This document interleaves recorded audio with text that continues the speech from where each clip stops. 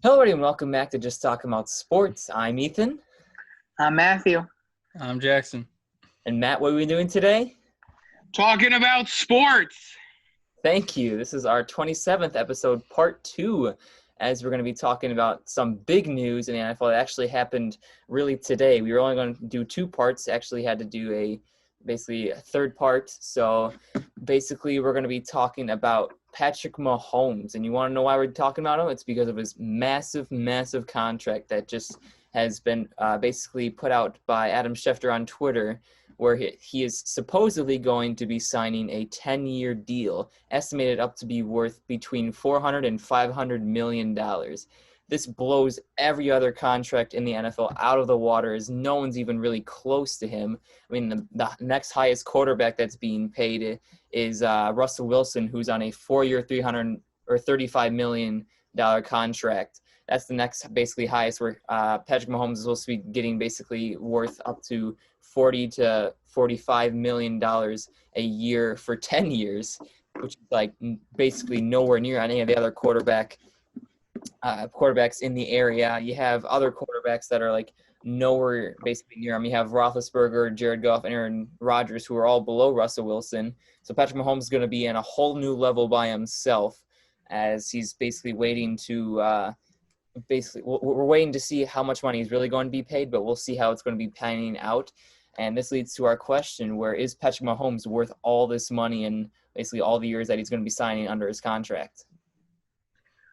I don't know if you can argue that it's not. I mean, after the way that he played last season and the way that he's just been looking and progressing, I don't really know how you can argue against saying that Mahomes isn't worth this ginormous contract. And I think that it is one of the biggest risks he's ever seen in terms of signing NFL players that we've ever.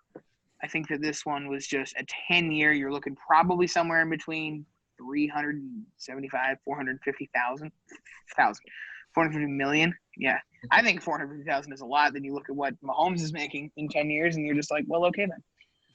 I genuinely believe that this could either work out unbelievably well for Kansas City, or it could end up being the mistake that kills their franchise. You're putting your entire faith and hope for your team in this one guy. Those contracts never seem to work out well, but let's hope this one does. I'm going to take a page out of or paraphrase from the Stephen A. Smith burner account. He's worth every darn penny and a whole lot more. You have now, he's entering his 4th year in the league, and he's already won an MVP and a Super Bowl on his rookie deal. So now you have him locked up until he's 34 years old. And why not? And while yes, most really long-term deals don't work, I know this is a different sport, but I will give one example of one that did work. Marion Hossa signed a 12-year, $60+ million deal with the Blackhawks. Obviously, way smaller than what Mahomes is going to be getting, but he ended up helping the Blackhawks win 3 Stanley Cups, and really only retired because of his unusual skin condition that he had with his equipment. So otherwise, he would have played the full length of the 12-year contract. Now, football can be described as a much more physical, hard-hitting sport, so I can see the worry there, but it's Patrick Mahomes. You have him for the next 10 years as your starting quarterback. And not only that, if Kansas City starts to lose pieces and things start going down, Kansas City has allowed themselves some insurance by saying, okay, we for some reason can't continue to build this team.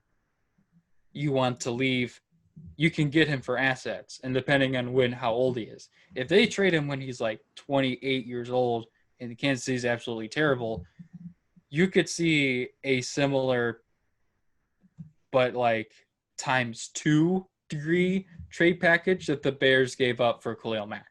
You could potentially see up to 3, maybe even 4 first-round picks and a bunch of others and maybe a player. So Kansas City has set themselves up nicely. It's kind of what they did with Paul George, or not what they did with Paul George, what OKC did with Paul George. They wanted to keep him. He wanted to leave. They signed him on a 4-year deal. They ship him out for Shea Gilgeous, Danilo Gallinari, and a bajillion first-round picks. So I like it. As far as the rest of the roster goes and being able to sign Chris Jones now, that's going to be interesting, but we'll just have to wait and see. Yeah, I mean, for me, Patrick Mahomes is 100% worth all the money. I mean, I'm pretty sure he's under contract for 12 years because he's still under contract for 2 more years. He's just already signed the contract. This means he's literally going to be signed until basically 2031. Like, as basically Matt said, Matt's going to be 26. I'm going to be 28, and you're going to be basically 29. 32. Oh my God. Unbelievable. Like, just how old we're going to be turning by the time Patrick Mahomes is going to be done being paid. This guy is going to be just reaping in the riches.